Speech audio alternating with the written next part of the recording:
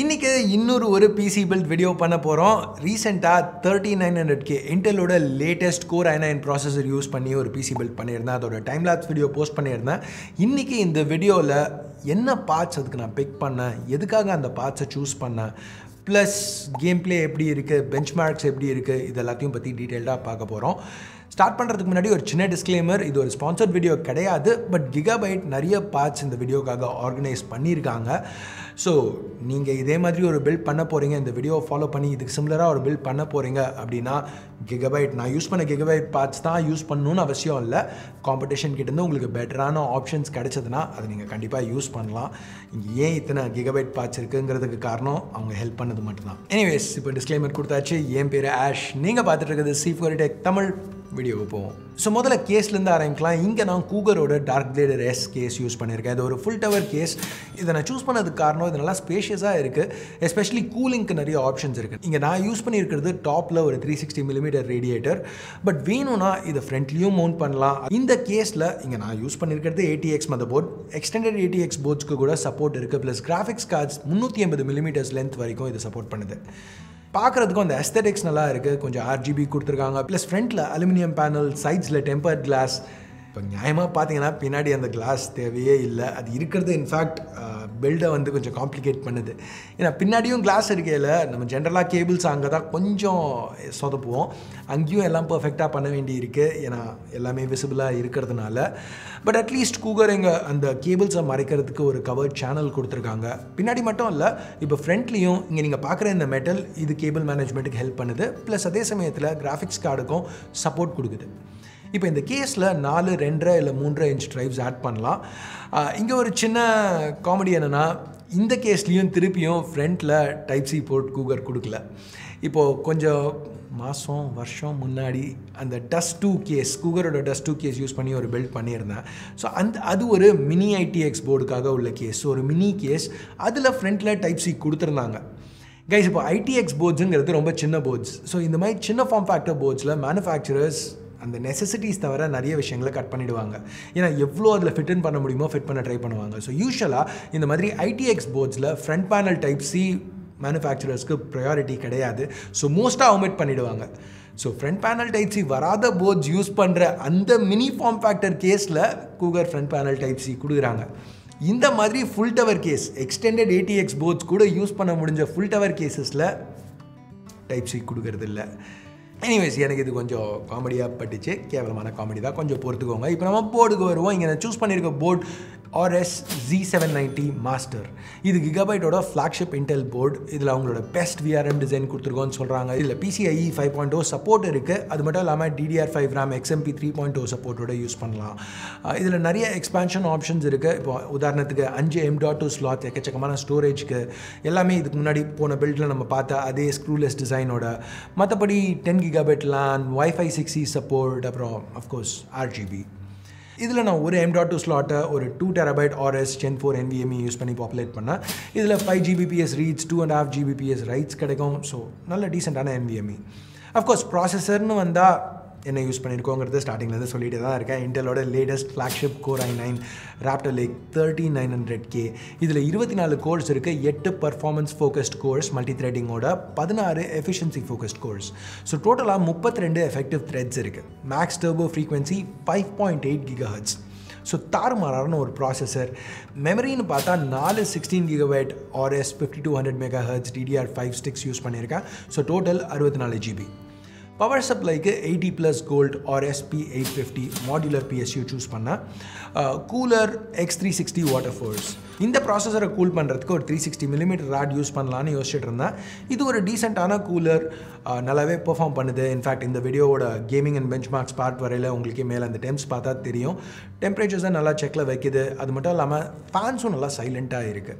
இதில் கொஞ்சம் வித்தியாசமாக ஒரு LCD டிஸ்பிளேயும் கொடுத்துருக்காங்க. இது 330 டிகிரிஸ் டர்ன் பண்ணலாம். ஸோ உங்கள் பில்டில் அந்த ஃபைனல் லுக்கை இது கொஞ்சம் இம்ப்ரூவ் பண்ணுது. கொஞ்சம் ஜிகினான்னு சொல்லலாம்னு வச்சுக்கோங்களேன். எனிவேஸ், கிராஃபிக்ஸ் கார்டுன்னு பார்த்தா இங்கே தான் ஒரு சொதப்பல். கடைசி நிமிஷம் வரைக்கும் நானும் வெயிட் பண்ணேன். எனக்கு ஒரு 4090 வர வேண்டி இருந்துச்சு. கிகாபைட் சொதப்பிடாங்க. ஸோ ஐ மீன் கைஸ், இங்கே நீங்கள் ஒரு top and flagship 3900K use பண்ணி ஒரு சூப்பரான கேமிங் பிசி பில்ட் பண்ணணும் அப்படின்னு நினச்சிங்கன்னா அஃப்கோர்ஸ் 4090 ஒரு நல்ல சாய்ஸ்.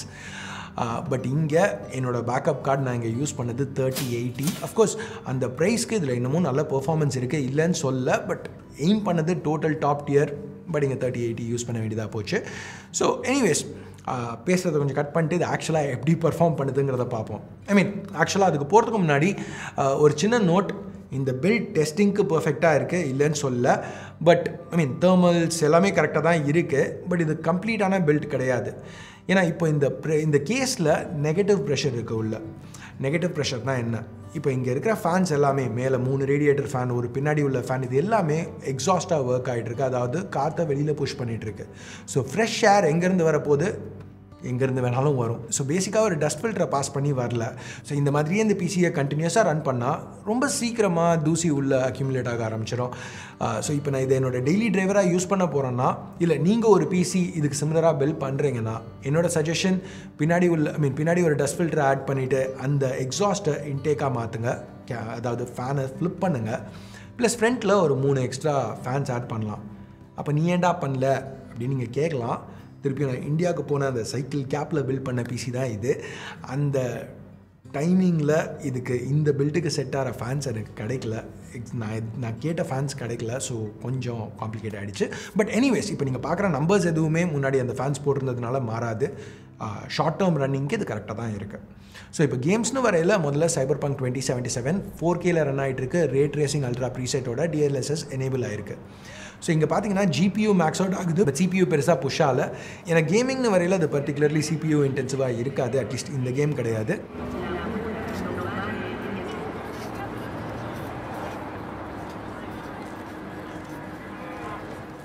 ஃபைனலாக ஆவரேஜ் 51 FPS, மேக்ஸிமம் 64, மினிமம் 40. இதே கேமை நான் திருப்பி பெஞ்ச்மார்க் பண்ணேன். இந்த தடவை ரெசல்யூஷனை 1440pல செட் பண்ணி அந்த பாயிண்டில் ஆவரேஜ் 97 FPS, எந்த பாயிண்ட்லையுமே 55 FPSக்கு கீழே ட்ராப் ஆகலை. அடுத்து Forza Horizon 5க்கு போவோம். இந்த கேம் 4K 60ல் ரன் ஆகணும். எந்த பிரச்சனையும் இருக்கக்கூடாது. எனக்கு போன பில்ட்லேயே கரெக்டாக தான் ரன் ஆச்சு.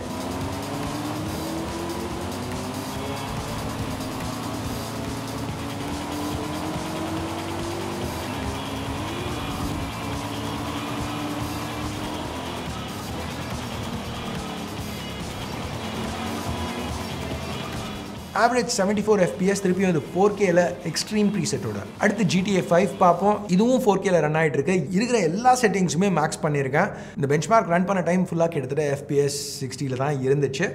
இந்த அட்வான்ஸ் கிராஃபிக் செட்டிங்ஸில் உள்ள 1-2 செட்டிங்ஸை லைட்டாக கம்மி பண்ணால் ஸ்டேபிளாக எந்த பாயிண்ட்லையும் 60 FPS கீழே டிப் ஆகாமல் இருக்கணும்.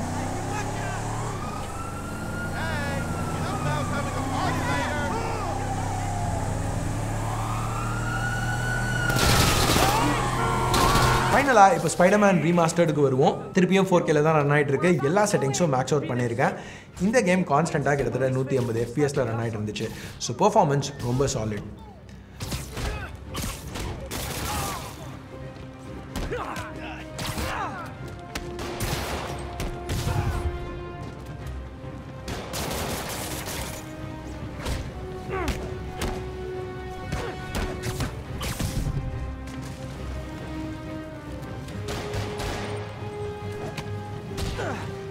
பெஞ்ச் மார்க்ஸ்னு வரையில் முதல்ல 3D Mark Firestrike ultra test பண்ணேன். ஸோ அதோட ஸ்கோர்ஸ் இப்போ ஆன் ஸ்க்ரீன்.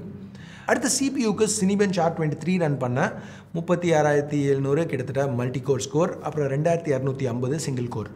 இப்போ AMDயோட ஸ்கோர்ஸோட கம்பேர் பண்ணிங்கன்னா, அதாவது Ryzen 9 7950Xோட ஸ்கோர்ஸோட கம்பேர் பண்ணிங்கன்னா, மல்டி கோரில் அது ஒரு 3-4% அதோட பெட்டராக பர்ஃபார்ம் பண்ணிச்சுன்னு நினைக்கிறேன். இப்போது அந்த நம்பர்ஸ் ஆன் ஸ்க்ரீன் இருக்கும். சிங்கிள் கோரில் 3900K ஒரு 10-11% பெட்டராக பர்ஃபார்ம் பண்ணுது. ஸோ ஏறக்குறைய 7950X AMDயோட Ryzen 9க்கு இது ஈக்குவலாக தான் இருக்குது. ஸோ இதுதான் என்னோட 3900K பில்ட். இப்போ 2 PC பில்ட் வீடியோஸ் கண்டினியூஸாக பண்ணியிருக்கேன். ஸோ இந்த வீடியோஸை எப்படி நம்ம இம்ப்ரூவ் பண்ணலாம், இதில் என்னென்ன வித்தியாசமாக பண்ணலாம், உங்களுக்கு ஏதாவது சஜஷன்ஸ் இருந்துச்சுன்னா கீழே கமெண்ட்ஸில் சொல்லுங்கள். ரொம்ப நாள் கழித்து இந்த PC பில்ட் ஃபார்மேட்டுக்கு திருப்பி வந்திருக்கேன். ஸோ உங்கள் சஜஷன்ஸ் ரொம்பவே முக்கியம். தயவு செஞ்சு கமெண்ட்ஸில் உங்களுக்கு என்ன தோணுதோ, என்ன டிஃப்ரெண்ட்டாக பண்ணியிருக்கலாம், என்ன ஐடியாஸ் இருக்கோ அதை சொல்லுங்கள். முடிஞ்ச அளவுக்கு அடுத்த பில்ட் வீடியோவில் இம்ப்ளிமெண்ட் பண்ண ட்ரை பண்ணுறேன். ஸோ எனிவேஸ் அவ்வளோதான் இந்த வீடியோ பிடிச்சிருக்கு பிடிக்கல என்ன நினைக்கிறீங்களோ அதை பேஸ் பண்ணி தம்ஸ் அப் இல்லை தம்ஸ் டவுன் ப்ரெஸ் பண்ணுங்கள். சப்ஸ்கிரைப் பண்ணலன்னா சப்ஸ்கிரைப் பட்டன் ஏற்கனவே சப்ஸ்கிரைப் பண்ணியிருந்தீங்கன்னா பக்கத்தில் உள்ள பெல் ஐக்கான் அதையும் ப்ரெஸ் பண்ணுங்கள். அப்போ தான் நான் போடுற வீடியோஸை நீங்கள் மிஸ் பண்ணாமல் பார்க்க முடியும். அடுத்த வீடியோவில் உங்களை திருப்பி சந்திக்கிற வரைக்கும் என் பேர் ஆஷ். நீங்கள் பார்த்துட்டு இருக்கிறது C4 Tech Tamil. Have a nice day. Bye.